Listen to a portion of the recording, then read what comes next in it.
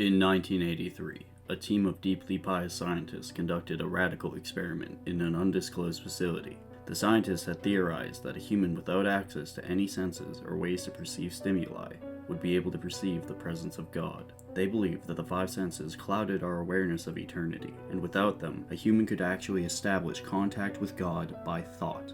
An elderly man who claimed to have nothing left to live for was the only test subject to volunteer.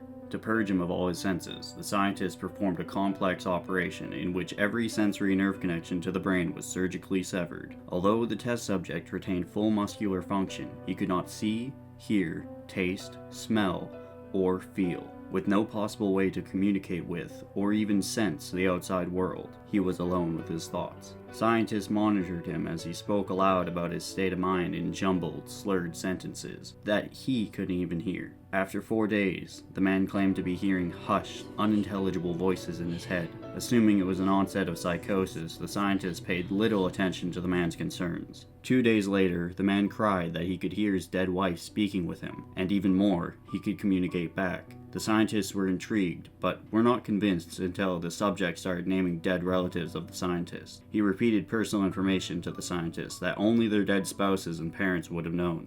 At this point, a sizable portion of scientists left the study. After a week of conversing with the deceased through his thoughts, the subject became distressed, saying the voices were overwhelming. In every waking moment, his consciousness was bombarded by hundreds of voices that refused to leave him alone. He frequently threw himself against a wall, trying to elicit a pain response. He begged the scientists for sedatives, so that he could escape the voices by sleeping. This tactic worked for 3 days, until he started having severe night terrors. The subject repeatedly said that he could see and hear the deceased in his dreams. Only a day later, the subject began to scream and claw at his non-functional eyes, hoping to sense something in the physical world. The hysterical subject now said the voices of the dead were deafening and hostile, speaking of hell and the end of the world. At one point, he yelled, "No heaven, no forgiveness," for 5 hours straight. He continually begged to be killed, but the scientists were convinced that he was close to establishing contact with God. After another day, the subject could no longer form coherent sentences. Seemingly mad, he started to bite off chunks of flesh from his arm. The scientists rushed into the test chamber and restrained him to a table so he could not kill himself.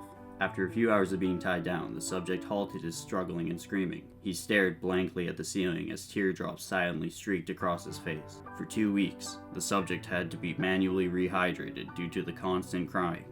Eventually, he turned his head and, despite his blindness, made focused eye contact with the scientist for the first time in the study. He whispered, "I have spoken with God, and he has abandoned us."